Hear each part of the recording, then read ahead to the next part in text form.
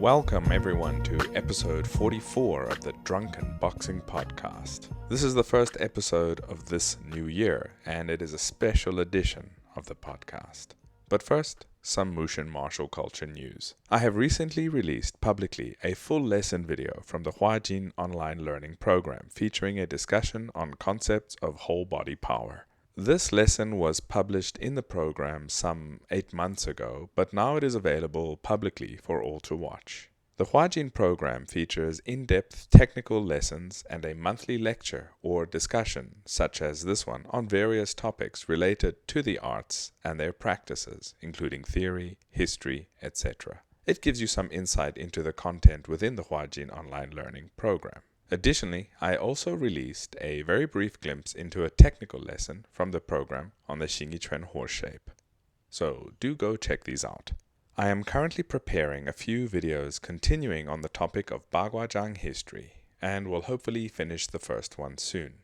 It will feature Dong Haichuan's history within Beijing, including Prince Su's mansion, where he purportedly worked, as well as his tomb, both the original location and the new tomb, which was constructed under the initiative of my grand teacher, Li Ziming. The preparation work for these videos is quite time intensive, but I'm working hard to finish them as soon as possible, so do keep an eye out for those. As always, one way to support the Drunken Boxing Podcast and all the Mushin martial culture endeavors is through Patreon. There are general support tiers to do just that, and any and all support is highly appreciated. It is your support that enables me to continue to produce both the podcast as well as the other content I do on my YouTube channel as well as other avenues. Additionally, on Patreon, there is a third tier, the Huajin tier, through which you can study the arts of Hebei Xingyiquan and Liang-style Bagua in depth. There is a large library of lesson videos available already, with new ones being added regularly. These cover technical instruction, skill building practices, Neigong or internal skill building practices, partner work, as well as application and lessons on theory, etc. as well. If your New Year's resolution was to begin studying either one of these arts or both, then join the Huajin online learning program. You may find the program and the support tiers at patreon.com/Mushin Martial Culture. That's Mushin Martial Culture, all one word. Another way to support the podcast and the channel is by purchasing some of the Mushin Martial Culture merchandise available through our Teespring store. There are many different items available for you to display your love of these arts, and you may check them out at the link listed here and in the notes. Okay, let's get into today's podcast. On the 27th of December 2022, Xia Bohua, a great martial artist, passed away at the age of 85. I reached out to my elder martial sister, Andrea Falk, to do a memorial episode for Master Xia, as she was one of his students when she was studying under him at the Beijing Sports University, or Beijing University of Physical Education, herself being the first Western graduate of the university in the 80s.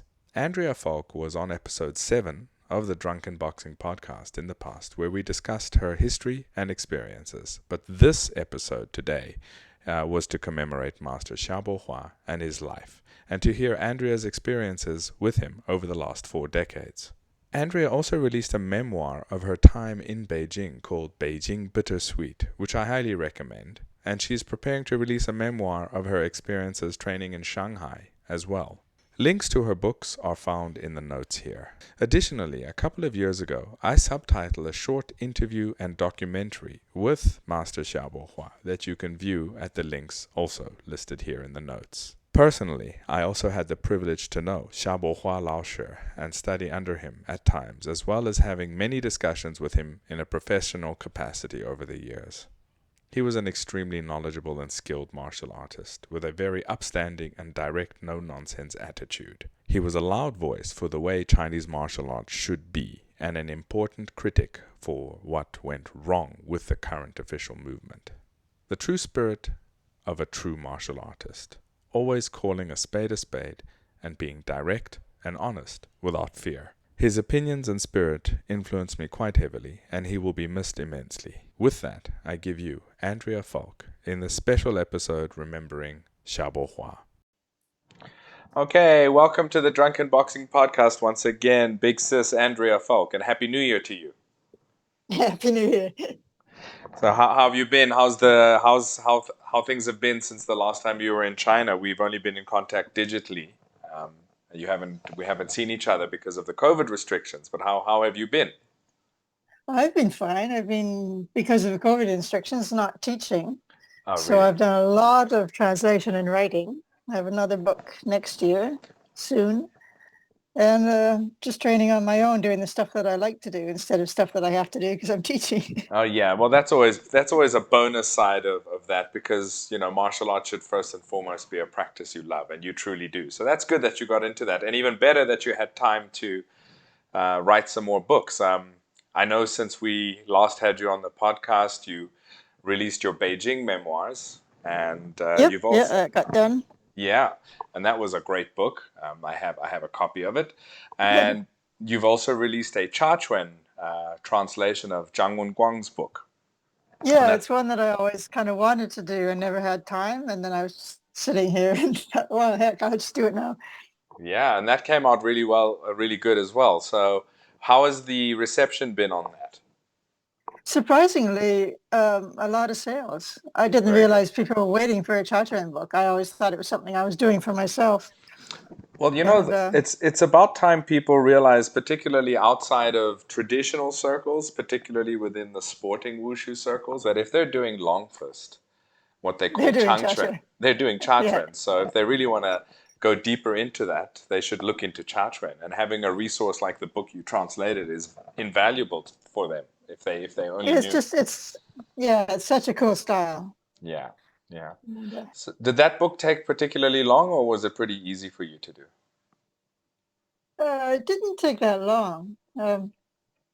I think it just took the year, maybe Okay. even less than a year, because I had to do all the photos, all the images and everything, all the scanning and that. But the actual, well, I mean, I was working on it full time.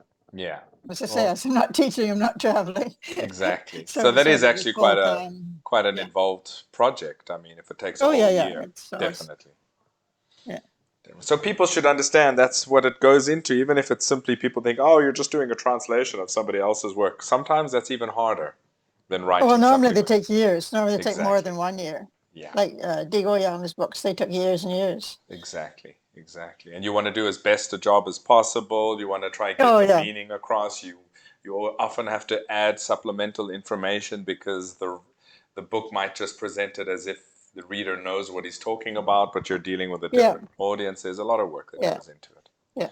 Well, that's very Fortunately, good. I have a dictionary. I have a good dictionary now to use. I know somebody who wrote a really good dictionary. I'm just pulling your leg. Yeah.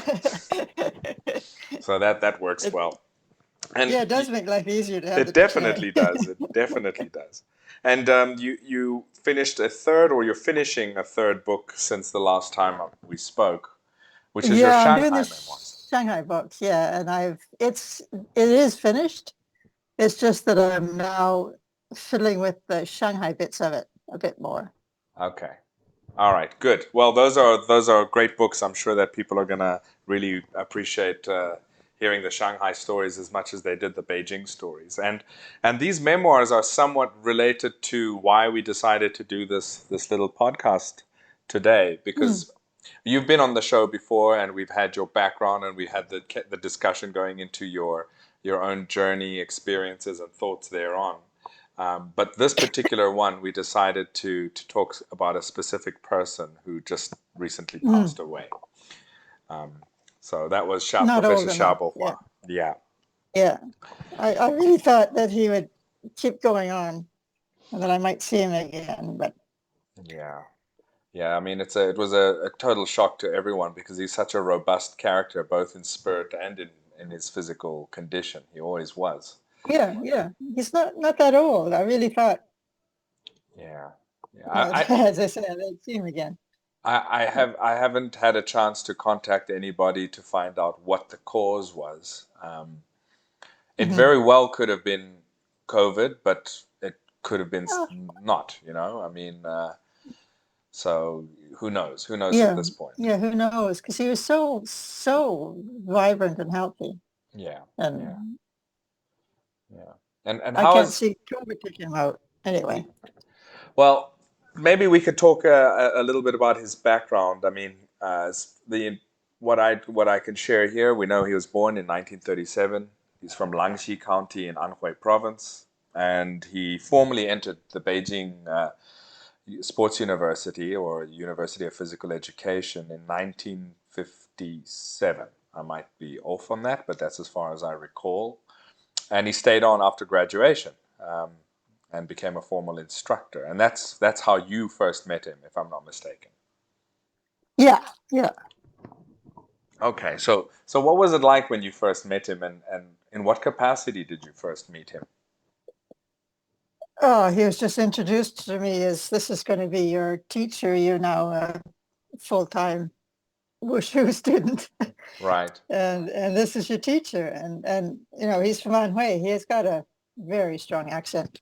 Yes, he does. Which I eventually did learn to understand, but at first it was like, okay.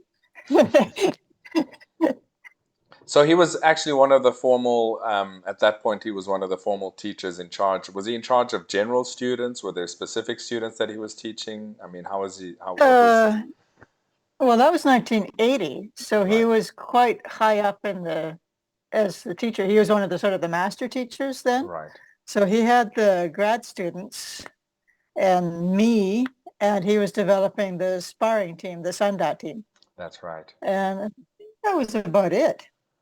I mean, you were there right at the beginning of the Sanda thing. I mean, 1980 is literally the beginning. Yeah. That was the first team. That was the first set of guys that he had. So there was a lot to put into that. Yeah. So he had that. He had the grad students, which was also a first time I think there were grad students, and me. And then if extra people came, he'd like Bose Mark when she came. He was assigned to teach her. Oh, right. So he wasn't teaching regular classes by 1980. He was already not teaching regular classes anymore. I think by that point he was either the vice president or president of the teaching and research department. I mean, he had been there for what, by that point, he was 20 one of the odd master years. Teachers. Right. Yeah, he was one of the master teachers that didn't do regular classes. So Bose Mark was there when you were there at the same time? Yeah. Oh, okay. All right. I didn't know that. She came and dropped off Donnie. She just showed up. She was doing long cast of sword, I remember, because it was super cool. Yeah. And she dropped off Donnie, and he was with us for years. So for the listeners who don't know who we're talking about, Bose Mark is the mother of Donnie Yen, who is, of course, the famous martial arts actor, more recently known for his roles as Ye Wen or Yip Man in the Wing Chun series of movies based on Ye Wen's, well, I don't want to say based on his life, because it kind of became a movie on his own. Loosely based. It's like The Crown is based on the Queen, you know? Exactly. I'm waiting for the sequel where he takes on Godzilla. I mean, that's going to happen. And the space aliens. I'm waiting for Godzilla and the space aliens, yeah. Yeah, that's going to be pretty good. But they were entertaining. Particularly, I enjoyed the first one. From there on... He's very good. I like the way he researches whatever style he's doing, and really hits it. What was he like when he was training with you guys? I mean, was he as an astute student then? He was brilliant. He was... he worked really hard, and he was even then like faster than anybody I knew. Oh, and that's when people were really fast. Yeah, of course. He was good. Even then, he was like 16, 17, something like that. Do you know if he participated and studied under Professor Xia Bohua at all? Or was he... No, he trained with the Beijing Wushu team. Oh, okay. But probably it's regulations or something. He lived with us. And I don't really remember if he was back and forth or he was always with us. I know he was around. And I remember, like, guys remember being his roommate and stuff like that. But the exact details of it, I don't actually remember. Right. Yeah, so he would have been traveling every morning from the university over to Shanghai. It's not that far. He might have been. Okay. It's not that far, but he might have been. He might have been just with us on the weekends or something like that. I don't really remember. Right. Well, that's a side note to actually the core of this. Yeah, it's a side note. Yeah. Of this discussion. So maybe He was a lot of fun. Okay. Yeah. Maybe we can go to your beginning experiences when you first met Professor Xia. Yeah, what was he like? What did you think? And what was he like as a teacher? I mean, particularly you were one of the first foreign students he probably taught, or at least taught seriously. Yeah, yeah. Oh, I was the first one in there, so I must have been the first that he'd have taught. Right. I think he might have been, I'm pretty sure he was doing little, like the Tai Chi classes at the Friendship Hotel and that he was somebody that they trusted with foreigners for some reason. Okay. He was so working class or peasant class background that he was sort of a trusted person, even though he wasn't a party member, you know. Yeah. And foreigners like him. He's so down to earth and honest Totally. and doesn't put on any airs in that I think probably he was put in to teach foreigners, and then they realized that foreigners just really like the way that he is. And then that's why he was probably given to me. Well, he was very practical. You see, him. what you see is what you get, and what he thinks he will tell you. Absolutely. So Yeah, absolutely. He never put on airs. He never was proud or anything like that. He was just really a straight up, really good guy. yeah. And as a teacher, what was he like, especially in those early years? And what did he start teaching you in the beginning? I started with the Changchen basics and the basic Changchen routines and that. And basically just made you do it and do it and do it and do it until you fell over and died.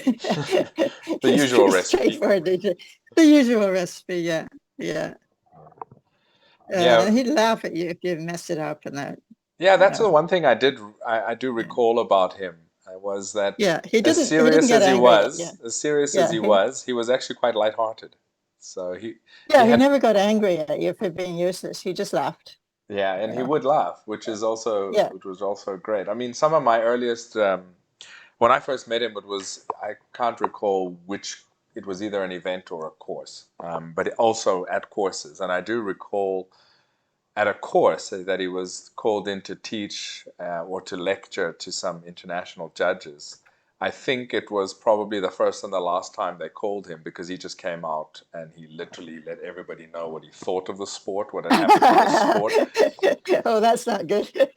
No, I thought it was brilliant, because for me, it was exactly what needed to be said, but it also made me understand that certain probably subconscious feelings I had were validated by what he was saying, and he was so direct about it. And it wasn't as if he was just dismissive in a way to say it's you guys, the sport has gone in a terrible direction and it's the wrong idea and that's that. He was saying, this is where it's gone, this is what's wrong with it, but this is what it should be, So it was always productive when he wouldn't give criticism without productive feedback afterwards. Absolutely, yeah. He was like that as a teacher too. He didn't just say, "Oh, you suck." He told you what to do right. Right. Yeah. I do remember the one line that he had when he was talking about Wushu, particularly, and he was saying, "What is this Wushu that you guys are doing today? All you're doing is swinging the stick around, going woo woo woo woo woo woo woo for 2 minutes. No attack, no defense, no practical techniques, just woo woo woo woo woo up and down the carpet." And I was laughing so much. Some people were shocked, but I was like, "This is great." No, but that's true. Yeah, that's exactly it. And he, as I say, when I was doing it with them in the 80s, the Changchen wasn't like that at all. It was, it was proper kung fu. I mean, it was all the stances, the techniques, everything. Yeah, it had a very solid base in traditional methods. I mean, it was what it should be. It was the beginning, so it was just something that was beginning, but it was a sport that was standardized based on a basis of traditional methods, and that's what it should have continued to maintain. But that's not what happened. And Professor Xia was very vocal about this. So I remember that was probably, I don't know if it was 2006 or 2004, it could have been, but I never saw him called again at one of these things. And I kept on asking, where's Professor Xia? Why don't we get him here? And I always got a funny look when I asked that question. But anyway, so the next time I saw him officially involved was when I was involved in the technical committee, and we actually tried to create a new set of rules for Tai Chi, starting with Tai Chi, which was based on actual Tai Chi. Would you believe that? Yeah, it was based on actual Tai Chi instead of weightlifting or whatever it is. Whatever it is, yeah. And and he came to a dinner after we had consulted him. You know, the person I worked under was very supportive of the older generation guys because he himself was from that generation of people in the sports university, Wang Yulong. And Mhm. he had all of these people look at the rules we were compiling and give some, give some feedback on what he thought. And Xia Bohua was very, very supportive. He was very Mhm. excited. He was supposed to come to the first test event, but he couldn't make it. We held that in Mhm. Dujiangyan in Chengdu, Mhm. basically one of the epicenters of the earthquake. But Mhm. yeah, but he couldn't make it. Some of the others came, but I do recall. I think at that point he was. I mean, he was supportive, but he was also basically retired, and he Yeah. and he, Yeah. Oh, he yeah. Yeah. and he just wanted to be left alone. I think for the large part in an official capacity, and Mhm. yeah, so maybe his background. I don't know how much you know about his background in terms of what he studied and practiced. As far as I recall, it was Cha, Xingyi, Bagua, and Taiji as his core, but you could probably give some Well, more yeah, insight. he had done martial arts before going to college, but basically he was Zhang Wenguang's student. Right, So it would have been that, like a Chatran and the Bagua and Xingyi, are like the just traditional styles, right, because that's what they did then, and the yeah, wrestling, of course, and the sanda. yeah, But he didn't have the really deep martial arts background. okay, As I say, he was from a village in Anhui, right? yeah, yeah, So he had done some, but really he was, I think, accepted because he was just exceptionally good as an athlete and could have done anything. mm, So he was really formed by Zhang Wenguang, I think, more than in earlier years, yeah, unlike Man Huifeng, who was formed at a kung fu school. yeah. Men Huifeng had a background in Choujiao Fanzi, Yeah, and among other things. among But other things, yeah, yeah, he was at a kung fu school from about 10 years old. yeah, So Bagua, Baiji, Liuhe, Shaolin, Xingyi, and of yeah, course Chuzhou. yeah, yeah. But Of Xia course. didn't have that background. So he was really formed, I think, mostly by Zhang Wenguang, who was just amazing. So it's a good teacher to have. Yeah, for sure. And again, for the listeners who don't know, Zhang Wenguang was one of the performers at the Berlin Olympic Games. He was one of the people that performed Chinese martial arts. It's one of the first times it was ever seen in the Olympic Games. Zhang Wenguang was one of the performers. And that was, what year was that? 36. 1936. Yeah, that's 36. it. There was a little video that went to Facebook not that long ago that was that performance. Oh, that's right. That's right. It did Yeah, it come. was really cool. Yeah, so again, this is where I think a lot of the discussion breaks down with regards to the pre-revolution to the post-revolution martial arts debate, but people don't realize Mhm. that Zhang Wenguang was formed in the Republican era from a very strong traditional base. And then he Mhm. went on to become one of the chief professors at the sports university. And, this is Well, the head of the department right from the exactly, start. He exactly. made the So, department. and again, a lot of the ideas and the direction of what went officially as a starting point were influenced by him. Hence, Chang Chuan's strong Cha influence, right? So Yeah. yeah, so that was his teacher, and that's a great background to come from. What Mhm. was? Did he have any preference that you knew to any particular style? I'm talking about Xia Bohua. Uh, he seemed to just like everything that we did. Really? you know. So it was the Changchun, which was at that time a very traditional sort of a thing. The Mm. Cha and Xingyi, Bagua, Tai Chi. He didn't even seem to mind doing the Tai Chi. Like Yeah, yeah. whatever we were doing, he was just into it. And his Bagua, I mean, a few of the performances that I've seen, and as far as I recall from him, he primarily studied Jiang style, right, from Jiang Gongqiao. I don't know. I've been trying to sort of sort that out. The Bagua that we did at the college was really Sun style. It was based on Li Tianji's Bagua. Right. So it was more Sun-ish than Jiang-ish because I've done Jiang style in Shanghai Yes, directly, you have a strong and background in it's that. it's much more coily and twisty than what we did at college. Okay. And it seems to me that what the college kind of stuff that we did was more Sun or with Chang influence, maybe. Okay. It's not as coily. Like Zhang style gets pretty funky. Yeah. The real stuff. Funky as in, would you like to elaborate on what your definition of funky is? It's very, very, it's hard to, let's see, the opening and closing is very much like in the, really deep into the hips and in the whole body. And the twist comes out like all the way through the whole body, whereas the other styles seem just a bit smoother than that. I see. And you have to definitely put on your Zhang style hat when you do Zhang style. Okay. Yeah, I always remember discussing, your just in casual conversation with you and how fond you used to, you said you used to be a practicing Jiang, particularly for its, its Funkiness. funkiness. Yes, that's the word. Yeah. Do you still do you still practice it regularly, Jiang style? Not as much as the others, but yeah, I haven't forgotten it or anything. I haven't been to Shanghai for the COVID years. I probably won't go back. So yeah, things are a different world today. China's a different place. Yeah. As I say, that's why I'm having to do a major rewrite on the book. Oh, really? For the Shanghai bits. Oh, okay. Well, if it'd been finished a couple of years ago, it'd be a nice nostalgic book, but it's not like, oh man. Yeah. Well, I mean, the truth is that I know the world is a different place, but I don't think people realize how different China is from just before the COVID until now.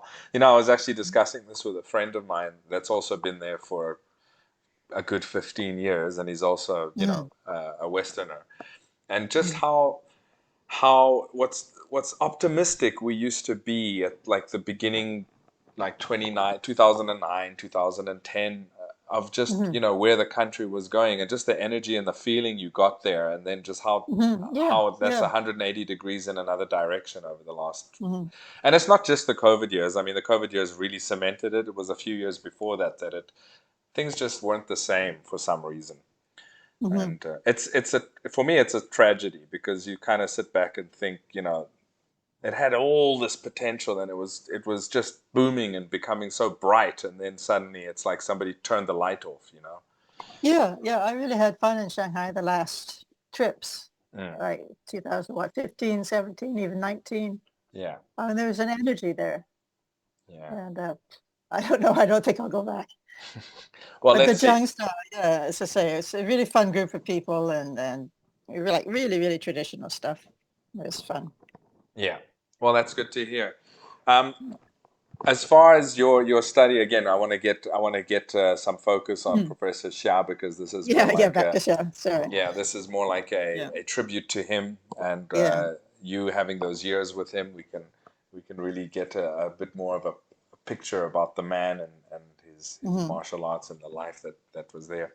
So you started off learning Changquan basics, and then was there at any point that you moved on, or he decided to move you on to something else? No, I tore a shoulder ligament, the clavicular to shoulder blade. So I couldn't really use my right arm for a little bit. So we switched to Xingyi. Oh, really? And in amongst that, we'd gone to a competition up in Shenyang, and I saw styles. Like I came from Victoria, Vancouver, right? So I knew my Zhenglao Horn. I knew Shaolin. I'd seen Changquan, but it wasn't really my thing. And then I went to China to do Wushu, having no idea really what it was. And then we went to this competition in the spring. And I saw, like, there's like 200 styles, right? You're just like, you're watching all this stuff. And I saw Bagua. And I just said, well, like, what's that girl is doing? And, that's Bagua. I can teach you that. Oh, really? And it's like, oh. You mean I don't have to do this jumpy, acrobatic, flippy stuff? I can do that. He said, yeah. Well, and so when we seriously talked about it, he said, well, I have to switch you to the internal um, Practices. practices. You'd have to become a specialist. We don't just like throw that into the mix. We have to make an application and say what you're going to do is you're going to be an internal specialist. You're going to do Xingyi, Bagua, and Taiji. And I'm like, Xingyi, what's that? And he said, oh, you saw that at the competition too. I said, okay, whatever.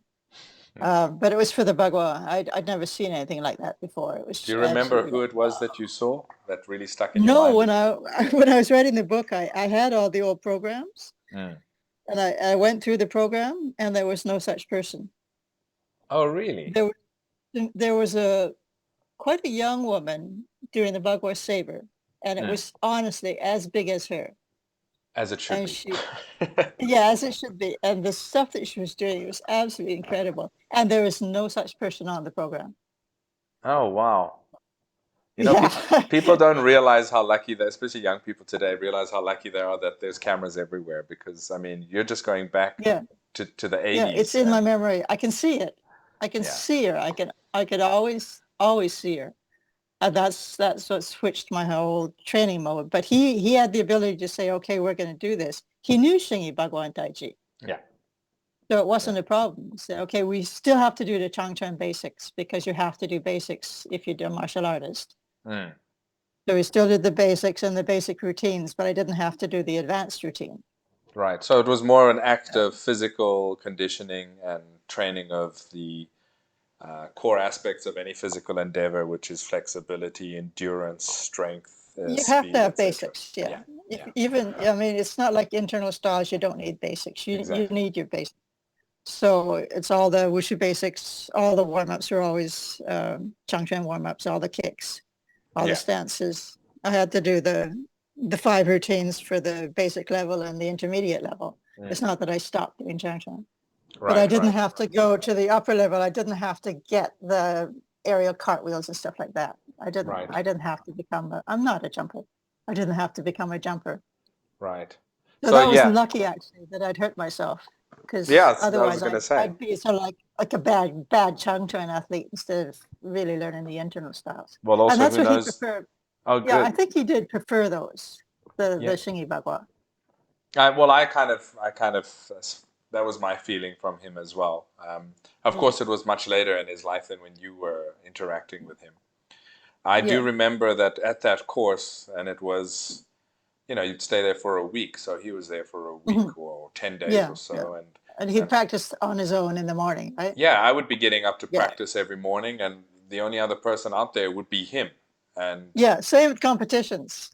He'd be out there in the morning practicing, and he'd be there as a judge or whatever, and he'd be out there practicing in the morning. And I always saw him doing his lines up and down of the 5 elements, and something else, and then maybe some Bagua. Yeah, if he was left to himself, he'd be doing Xingyi and Bagua. Yeah, definitely.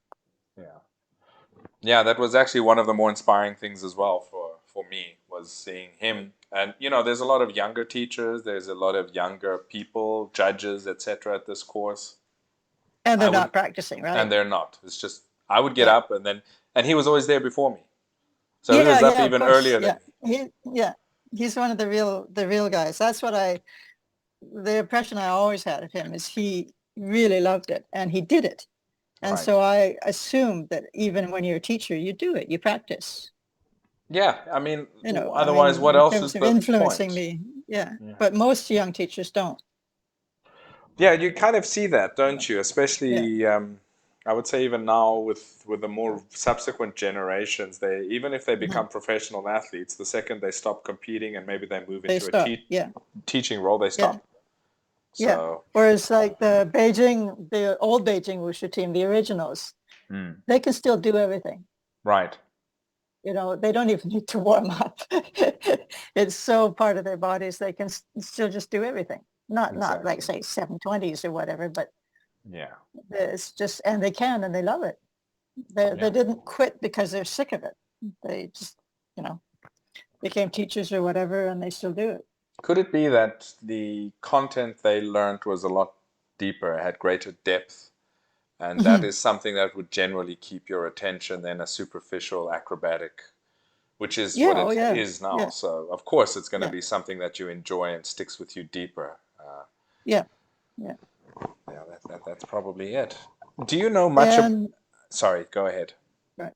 It's just when I talk about doing the basics, you're going back and forth, kick, kick, kick, kick, kick, kick, kick, kick, kick, kick, kick, stance, and some jumping. And then later on, it was basically a couple of kicks, warm up, jump, jump, jump, jump, jump, jump, jump, jump, jump. You're not going to stick with that, right? When you get older, it's the kicks and the stances and punches and, that Basic stuff, not the techniques. acrobatics. Right. Yeah. Right. And I mean, if the majority of your practice is focused around acrobatics, as you get older, you can't do them for sure, or you get injured. Stop. So what do you you have just left? Stop. You don't have anything left. So that's a pity. I was really lucky to get switched to the Xingyi Bagua. And what was that like in the beginning? Hell, absolute hell. What did he start you with? Santi Shi. Good. And I had a sore shoulder. Oh, of course. So Santi Shi on one side. As he waited for me to say, my shoulder's better, I can stand on the other side. And I waited for him to tell me to stand on the other side. I think I did like a month of Santi Shi. On one side? On one side. Which arm was the injured one? The right arm, of course. Oh, gee. So you were standing in left-sided Santi Shi. Well, that's the basic Santi Shi. Exactly. Is on the left side, Yeah. I'm still more comfortable on that side. That might have actually been inadvertently or not very deliberate. Good. Yeah, good for you. A very good foundation. Very good for me. Because nobody does that anymore. Right. And I did it. Yeah. Right. I mean, if you speak to Di Lao Shi and he tells you about Zhao Zhong stood for 3 years. 3 years. Many people don't after that. Zhao Zhong being his teacher for the listeners out there. But after that, there wasn't that much of a requirement for people to. I don't know. Personally, I'm in kind of two minds about it. Like, do we need 3 years, or I don't know about 3 years, but it's definitely good to stand in Santi. For Xingyi, if you haven't done the standing, you don't hit the moves when you're moving fast. Exactly. Because Xingyi is fast. It's not a slow style. It's a fast style. You have to be able to hit the moves.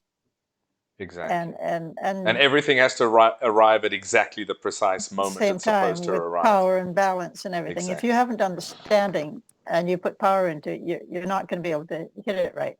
Yeah, you'll be off time. Up and down will be moving at different speeds. The whole body won't arrive when it needs to. It needs to lock into that posture. Yeah. So he had you standing in Santi. You did one side lots for of standing in Santi. I think so, yeah. And then we did the 5 elements. Right. And then we've got the 12 animals. There's some little routines in there, 2-man routines. Nice. Did he ever say to you, I'm going to teach you what is considered or what is coming from a Hebei-derived line or this line or that line? Or did he just say, this is Xingyi? And that's what we're going to do. This is Xingyi. Yeah. I had no idea there were different styles in that, but it was essentially Hebei. When I learned with Dehua later, it was pretty much very close to the same thing. Same thing, yeah. I was lucky I didn't do Zhang Rongchao's style later, because that would have really messed me up. So you mean Zhang Rongchao's style of Xingyi? No, we were talking about funkiness. Yeah, if I had gone to that when I started training in Shanghai, that might have messed me up a bit. All right. Okay. But as such, I've done nothing but Hebei, really. Okay. And he didn't say, but it was Hebei. He didn't say, right? So, but when you were going through certain aspects, I mean, you must have gone through the animals, the elements. I mean, did he have a preference in terms of how he taught it? Did he follow a sequence? Or was it a little bit less structured? No, the traditional sequence. Okay. You do your elements. 1, 2, 3, 4, 5. Then you do your animals 1 through 12. There's the routines, there's short routines, long routines, and the two-man routines. Okay, that's very good. That's a very balanced standard. Yeah, it was very traditional, standard. The only difference would be that it was done within the year. Yeah, so it was a kind of abridged kind of syllabus? No, it wasn't abridged. I trained a No? lot. Okay. Wasn't Okay, good. abridged at all. It's just that instead of taking 10 years to learn all those things or whatever, you took 1 year to learn it because I was a specialist. You're a specialist, but that's also what you're doing all day, so it kind of does That's what I make was doing sense. all day with 3-hour classes plus a couple hours training, 6 Right. days a week Yeah, exactly. for a full year. And my job was to learn to be a teacher.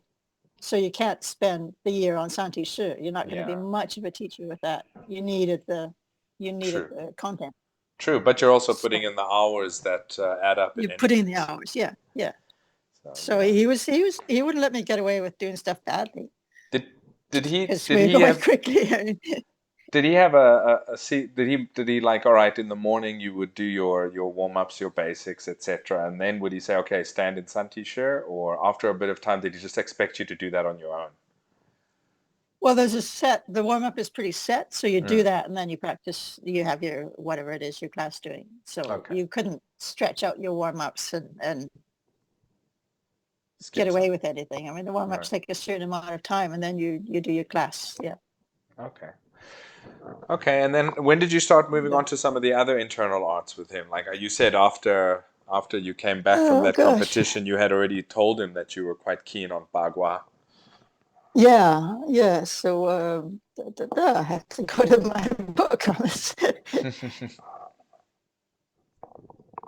Oh, it looks like I was doing some Tai Chi probably because of my shoulder injury. Okay, that would So make we would sense. have, yeah, started some Yang style Tai Chi. I remember that was like death on wheels. Um, I was not a Tai Chi athlete. So that would have been the shoulder injury, Right. Yang style. Uh, it still makes me shudder. Were So you it's were later you on. Later on, I did a lot of Tai Chi, but right, right. yeah, I was injured. So actually, what I started with, I think, might have even been before we went to that competition. I don't even remember if I was injured during that, Mm, before that competition, because I remember performing. right. Um, we did a little performance tour after the competition, so Mm, and I was doing stuff, so I don't have that great a memory. Um, I okay. was doing Yang style. That was because of my shoulder injury. Okay. And Were you then when that's I, what I wanted to ask you. At that point in your martial arts, career and path, did you have a bit of a were you not interested in Tai Chi at all? at all, Okay, zero. right. It was when I got switched to the internal disciplines and did Xingyi, Bagua, Taiji, that Mm, then it made more sense as a thing to be doing. But I was only doing it because I was injured okay. at the time, at the first time. And, So 88 is long form. a nice You take it, brisk little Tai Chi form, huh? 88. well, you take somebody from my Law Horn and sparring, you Yeah. put them in a huge gymnasium full of people doing Tangchuan and sparring, and you make them do Tai Chi in the corner, right? Just imagine it. It's just, I'd be doing it The in what? rehab corner. That's probably what you felt. Yeah, it's the rehab corner off the carpet, like onto the wood around the edge of doing Don't Tai waste Chi with our everybody. carpet Everybody use. else was, yeah, was doing really cool stuff, right? Yeah. So it was hard. Do you still Hard to remember get it. that routine? I could probably do it if I had to, yeah. The question is, would you want to? No. I was traumatized rather. Okay, and we were getting into, how you moved on to the other internal arts with Xia Bohua. Yeah, so we started with Xingyi as kind of what we did, and Mm, Bagua got in there eventually. I was always doing the Changchuan basics and weapons. mm, Uh,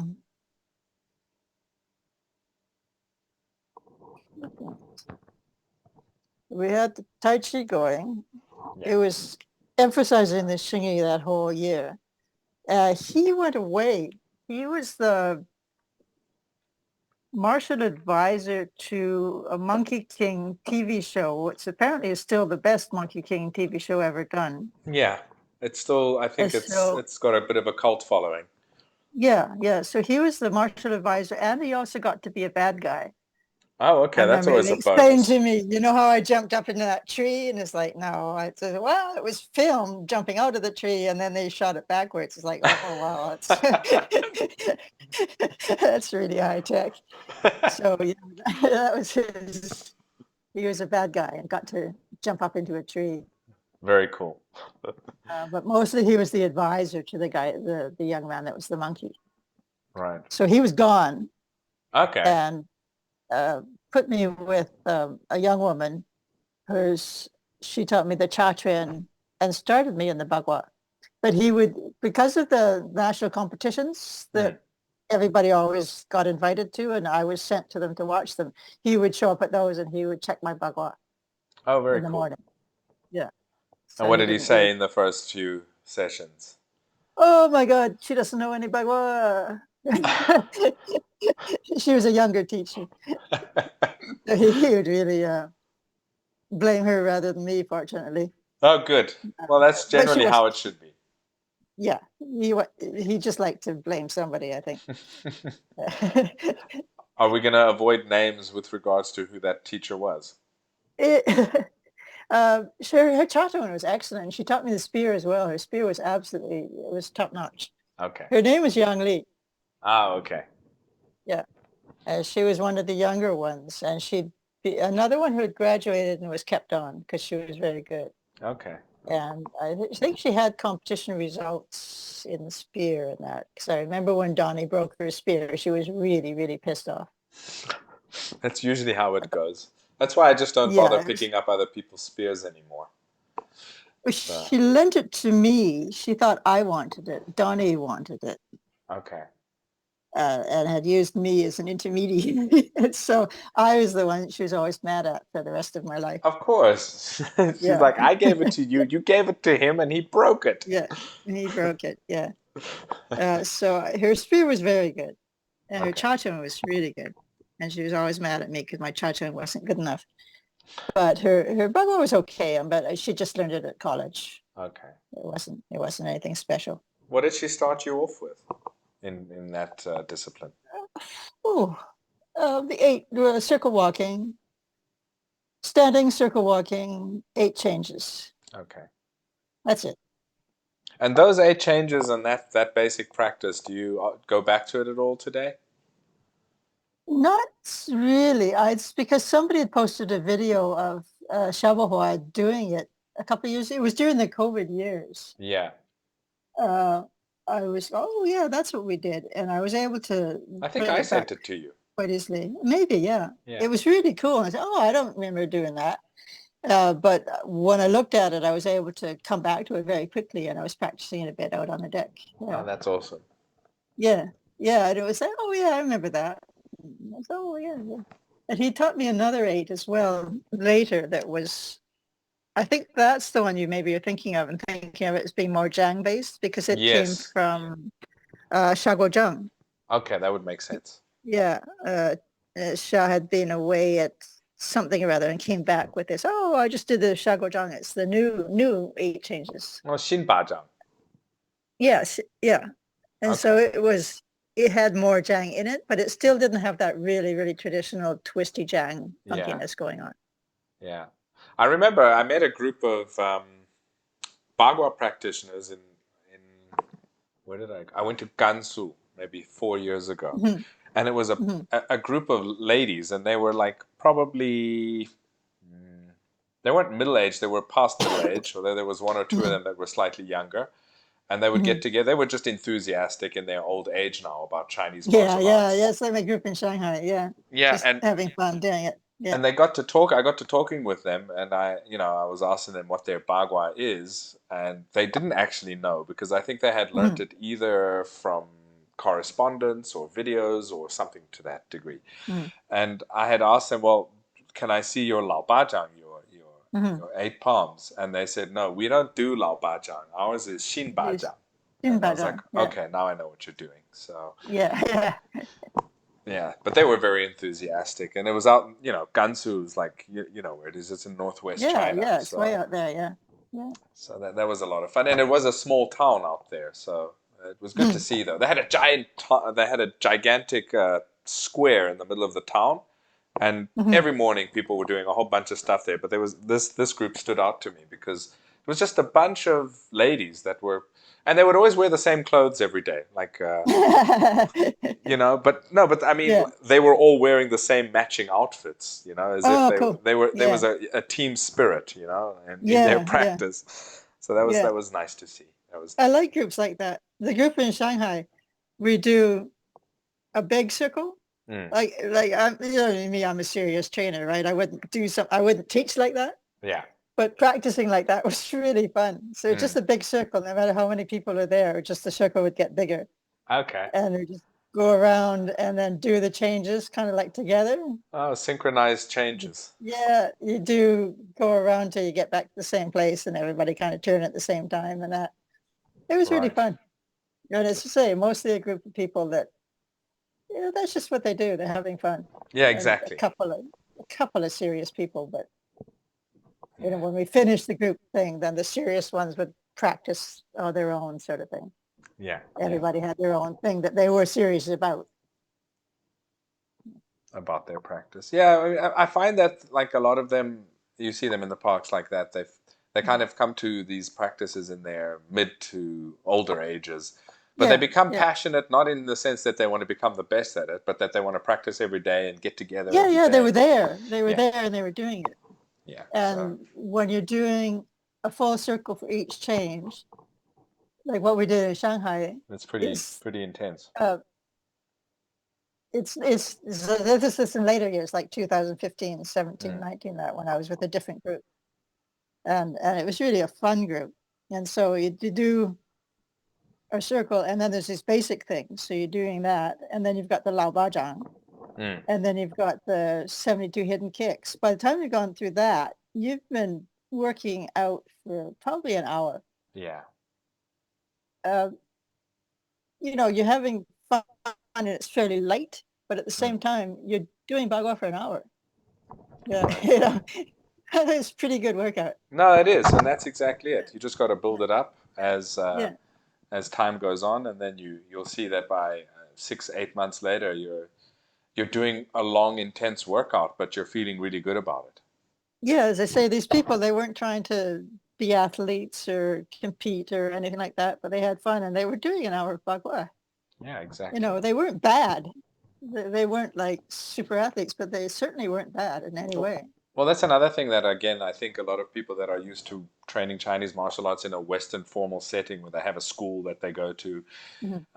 they usually go 2 times, maybe 3 times a week for an hour, Yeah, maybe two yeah, hours. yeah, But these people are up yeah. every Not every morning. day. Yeah, Exactly. It's just an yeah. everyday thing. So what they do in a week, even if they're doing it casually and you think you're doing your martial arts seriously in the school in the West, they're getting many, Hmm. many more hours in a month than Hmm. you are. So it Yeah, adds up. yeah, So yeah. yeah, yeah, And if you're doing it and having fun and doing it in a lighthearted way, it gets into your body better than yeah, if you're like super serious and like, oh, here I am doing martial arts. yeah, exactly, exactly. Or you're questioning yourself as to how you'd use this in a cage, when you should be Yeah, like, let me just just doing it. enjoy Yeah, doing it first, you know? yeah, yeah. Yeah, And then they'd always be like, "Oh, you learn so fast." You say, "Yeah, but I'm a professional. It's okay that you're not learning this." Like I'd pick up stuff and they'd, "Oh, yes, I did." And I said, "No, I'm a professional. It's all right." And yeah, then and they you've go, "Oh, yeah, she's a professional," and yeah, feel you've good done it about your whole themselves. life. Yeah, yeah, So. yeah. Did Professor Shah have anybody that you would consider a favorite student at any period there? Me, of Oh, course. good.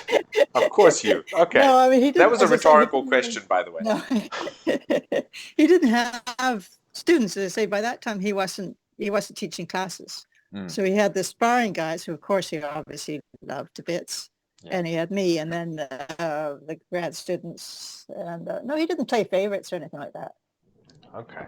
No, but anybody that he thought was But like, gifted, or that he would try to give a little bit of extra attention to because he thought somebody was either working harder, or I don't know. Anyway, it's just an idea that popped into my head. no, not that I noticed anyway. But Okay. And you mentioned the Sanda group, or at that time it was still called yeah, Sancho, and yeah, Yeah. In my opinion, they should still call it Sancho, but that's a discussion for another day. Whatever.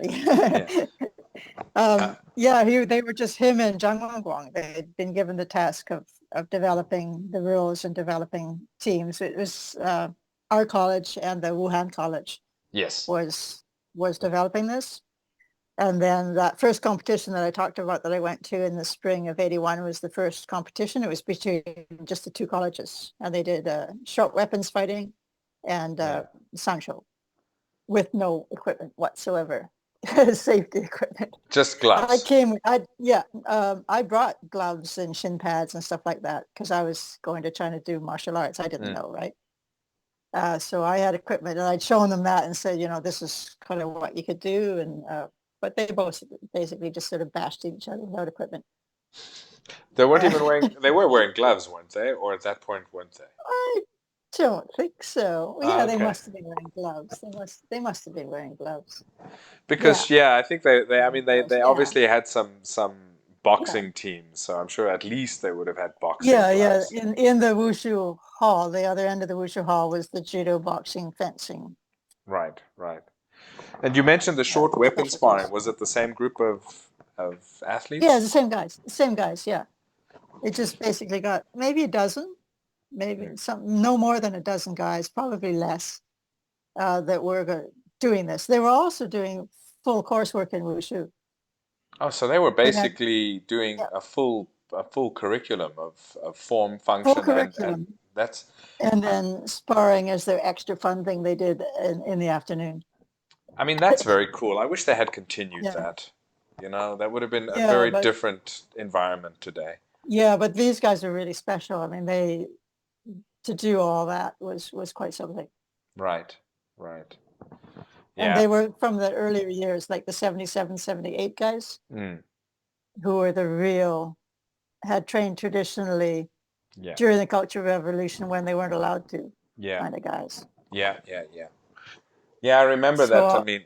I mean, Professor Xia Bohua was basically of the official research, one of the members of the official research group for Sancho's development as an event. It was like, we want a sparring event, you go make it.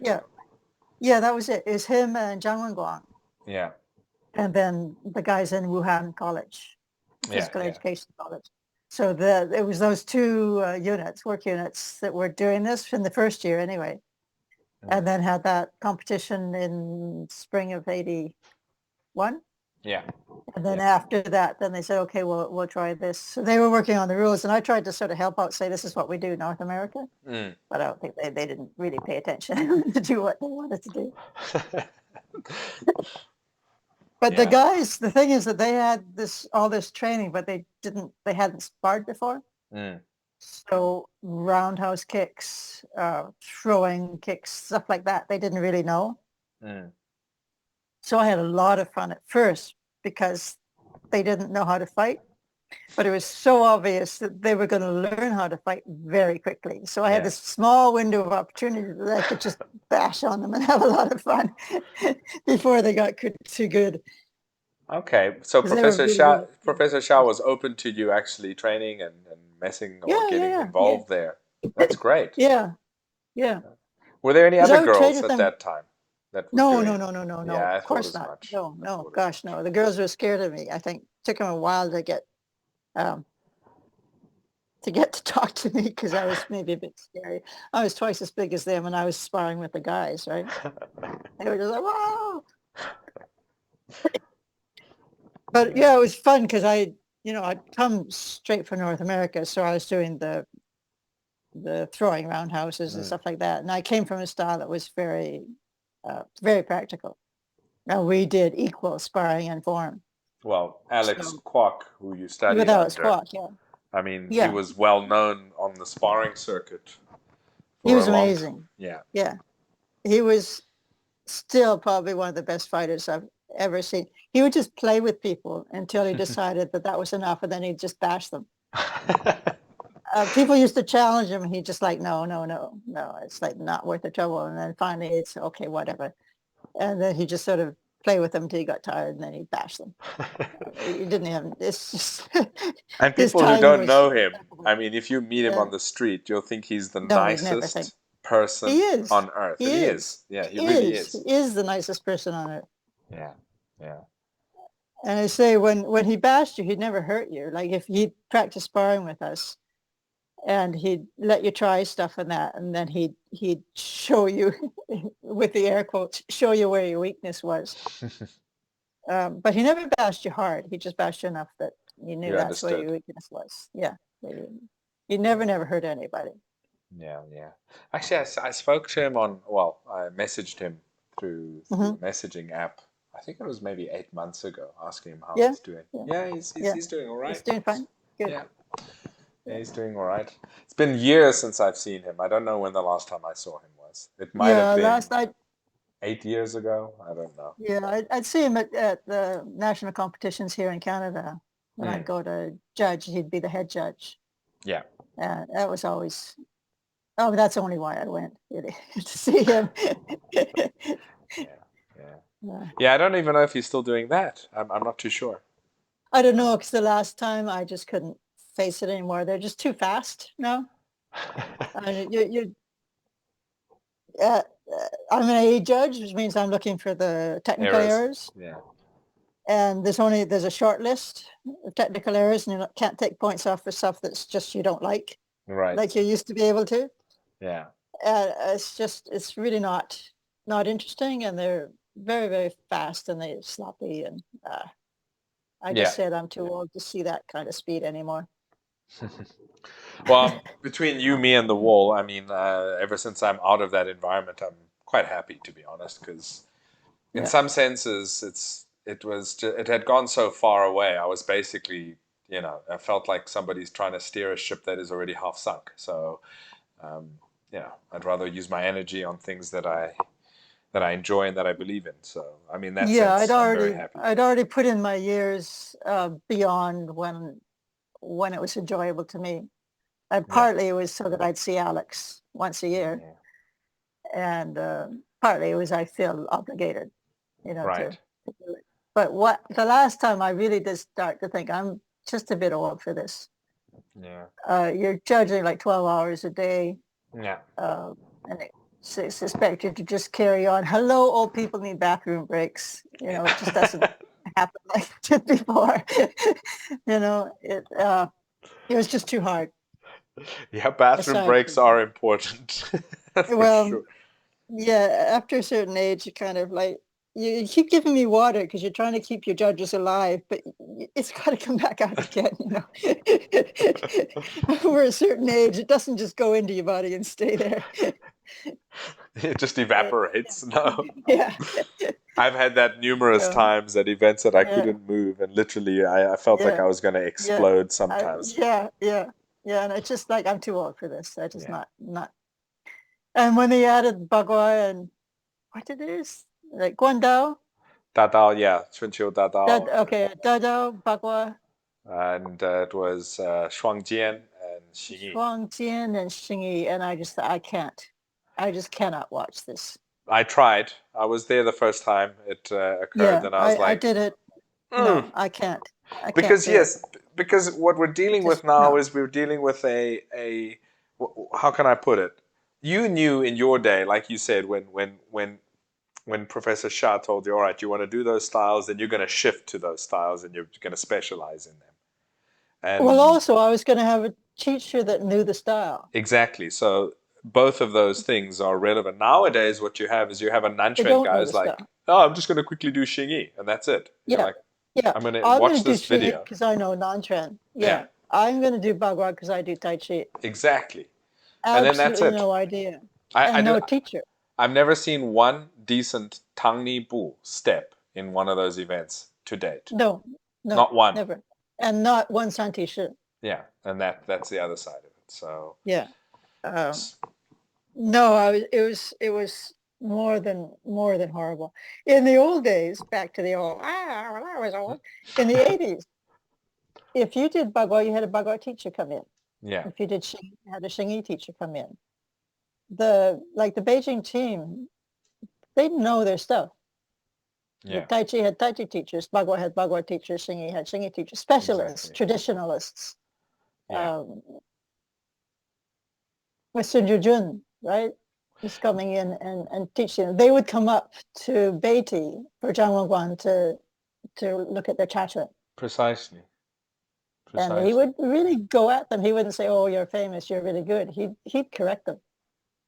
Yeah. You know, they really took their traditional style seriously, and every part of the country had their own traditional style that they took seriously, and they had traditional teachers come in and do them. So when you went to a nationals competition, even though there's a Changchuan drift, because that's their main training, it was nothing like today. I mean, people sort of complain because, oh, their Tang Nei Bu is bad. Yes, but they're doing it. Yeah. Right? No, and they took it seriously. Yeah. Yeah, I mean, back then I remember even Zhao Daiyuan was teaching at Beijing Shanghai, the Beijing team. They'd call Liu Jingwu. I mean, they called a wide variety of people to go help out there. And now it's like, no, you want to learn this? Let me teach you. And the guy doesn't know what the hell he's doing. Oh, watch the video. let me show you quickly. Video. Watch the video. Yeah, here it is. It's easy. You guys can do a 720 twist. You can certainly stand without moving. Exactly. Doesn't matter what the stance is. Yeah. Well, we kind of got onto that topic of Bagua. So because Xia Bohua was very much, he knew the traditional styles. He taught it traditionally. Yeah. And there was no influence from modern styles into it. If I was doing Bagua, I was doing Bagua. Yeah. Same with Xingyi. It was Xingyi. It wasn't performance style. It was traditional Xingyi. Yeah. Yeah, and you can actually watch some of the older videos that are available of him doing these styles, and it's high level. I mean. Yeah. Oh, yeah. Yeah. So yeah, I mean the proof is in the pudding. Anyway, when you were doing Bagua with him and Xingyi and these other styles, were there times, or did he ever emphasize explaining function? Always, yes. You can't do the move right if you don't know what you're doing. You'd always explain. We didn't get to do it. At some point, somebody in administration had noticed that I was fighting and maybe bleeding occasionally and stuff like that, and they disallowed it. Oh, really? So I wasn't allowed to fight anymore, and so in terms of applications, he would explain it, but we didn't drill it. Right. Which is too bad. He would have loved to drill it. He'd enjoy hitting me, but he wasn't allowed to. Yeah. Well, that's a pity. I don't know who it was, but somebody somewhere higher up I wasn't allowed to fight or be involved in that anymore. I can understand kind of from a, what's the word, a diplomatic point of view, like, oh, here's our, first foreign student here, and she's getting beat up. What if something worse happens, No, we can't have that. No, I do see the point. At the time it was, I was young and like, what? But I see the point. I mean, I was the first and I was a girl and stuff like that. And he was like in his prime. So it's not fair if you see it as a fighting thing. But surely they could have said, well, you can do applications as a drill, right? And not actually draw blood or whatever. But you know how things are there. It's either on or off, basically. Exactly. And it was turned off. I wasn't allowed to. Yeah. And he wasn't allowed to. Some instruction came down. No one's going to say, yes, but can we be nuanced? No, they're just going to say, okay, that's it. Yeah. So he would explain. He'd always explain applications. Yeah. But we couldn't drill them. Yeah. Well, did you ever have? I remember at some point he, of course, had a lot of interaction with the central, the Chinese Wushu Association. Yeah, and that was after. Yeah, he was sent there in about 85 or 6 and moved over to there. Yeah. Did you ever have? I mean, this is after you were done with the university. Yeah, it was after I had left. Yeah, I had left. And he got transferred over there. He was still living out at the college, so when I'd gone back in the summer, I was still training with him, but not officially. Right. Outside the college walls before he went to work. Okay. I would go out in the morning before. before classes of that, and do the unofficial stuff with him, work on the Bagua and Xingyi with him. Okay.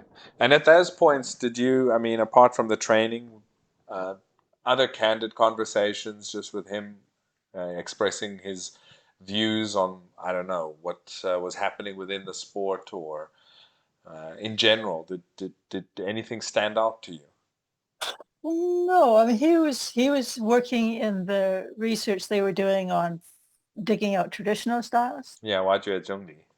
So he was focused on that, which is great for him because it Yeah. was looking for traditional styles. He didn't have to worry about what was going on in the modern style so much. And it wasn't that bad back then, and even in the late Yeah. 80s, it wasn't that bad. Not as it is now, for sure. No. And no, that was his job was perfect for him because it was traditional stuff. Mm. Yeah. You know, during that whole project with the Wajue Zhongli, etc., you know, they filmed so much material of these older generations. Yeah, that would be great to see. Well, I think it's been eaten by mold. That's what I heard. I I wouldn't think be they locked that surprised. Yeah. stuff up in a cupboard and it's been eaten by mold. I'm like, Well, they were at the Capitol Gymnasium, yeah, which is that's a pretty old place. yeah, That was before they were out to, they had the Asian Games. I think they built the Wushu Association building. Right? yeah. So at the Capitol Gymnasium, that was a pretty old place. I remember going there for events. Mm. And they were on the outs, the sort of the hotel-y kind of a thing that goes around the outside of gyms like that. Yeah. It was pretty old. I wouldn't be surprised if everything was just sort of faded away. Yeah, I've asked a few people that worked there while I was still, you know, had connections and involved in certain ways, and it's almost a taboo subject. It's almost It a would be taboo. on, it wouldn't be digital, it would be on film too. Exactly. But I've asked Yeah. them a million times, what are you doing Yeah. with it? No, we've got it. I'm like, well, can you digitize it? So, no, well, that's basically it. I'm like, what's the point of having this Yeah. if you just sit on it? You know, for almost, we're going on to 30, 40 years now. Yeah, yeah. Yeah, well, I mean, it seems like a no-brainer. It's just get it digitized. Exactly. Exactly. Anyway. All right. Well, I wanted to ask you, I mean, we got a little, I don't want to take a very long period of your time here. It was more of a commemoration for Professor Shan, who just passed away. I wanted to Yeah. ask you to, I mean, if there's anything that's, what he stands out to you, or you remember him as, what your recollection or some things that you'd like to have remembered of him. I think just that he was one of the most real people that I know. With no fakery about him, no, as you say, he never put on airs. He was just real. He was there 100%. It's just, I don't know, one of those people that you just, the world's going to be less of a place without him. Yeah, yeah. Well, I mean, he did influence you, and he did teach you a lot, and you're still carrying that forward, and you've influenced and done much work on your own. Oddly, I don't actually teach anything that he taught me. But I think the way the spirit of himself has affected the spirit you, of him, yeah. and also with Definitely. your work as well, that is, you know, remember, I mean, your path has, like, as far, I mean, even as my elder martial arts sister has always been in Xingyi and Bagua in those styles, and arguably step one to a degree was him. Was him. So yes, definitely, and seeing him later, I mean, he was quite happy with what I was doing. That I was training with other people and doing different styles. It was still Xingyi and Bagua. Yeah. And he had absolutely, as I say, he was very real. He had absolutely no problem that I was training with other people, that I'd grown up, graduated, and was training traditionally. He loved that. He was very happy that I was training traditionally. He didn't feel that, oh, he was my teacher and I had to do what he taught at all. Even though I was, and in the traditional circles, they all treat me as Xia Bohua's disciple. Okay. And he felt that too, which is really, really cool. Yeah, that's we weren't allowed, that relationship was not allowed at the time. But everybody, that's kind of who I am. in China. It's a very important part of my life. Of course, and we're all luckier because of your path and the work you've done in all avenues, from writing to teaching and just to general dissemination. So, I mean, as one of his disciple, for sure, one of your main teachers. I mean, that's part of his legacy. It lives on through your work. So that's great. It's my formation. Yeah. All right. Well, just wanted to do a little memorial for him, and it's been great. We got a little bit of insight into your time with him. We also touched on some other topics, and let us know, or let me know, when your next memoir is out, and I'll be sure to let people know through the different avenues. Okay, soon. Okay, good. And for those that are interested in the Beijing years, that memoir is out, and so some of these aspects we touched on today are in there. Yeah, so there we go. Okay, thanks, Andrea. It's been great, and we'll be in touch as usual soon. You keep well out there. Yeah. Okay. Okay. Bye for now. Bye.